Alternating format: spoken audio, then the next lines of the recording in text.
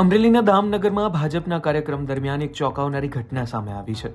લાઠીના દામનગર ખાતે બ્રિજના ખાતમુહૂર્ત કાર્યક્રમ દરમિયાન ભાજપના ધારાસભ્ય જનક તળાવિયાની હાજરીમાં ભાજપના જ મહામંત્રી પ્રકાશ તજા પર હુમલો થયો હતો.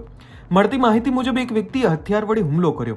જૂની અદાવતને લઈને આ હુમલો થયો હોવાની આશંકા વ્યક્ત થઈ રહી છે. ઇજાગ્રસ્ત પ્રકાશ તજાને તરત જ સારવાર માટે હોસ્પિટલમાં ખસેડવામાં આવ્યા. પોલીસ દ્વારા સમગ્ર મામલે હાલ તપાસ શરૂ કરી દેવામાં આવી છે. ચાલુ વિધિમાં ઠાસા ગામના વતની અને અમરેલી જિલ્લા મધ્ય સહકારી બેંકના ડિરેક્ટર હીરાભાઈ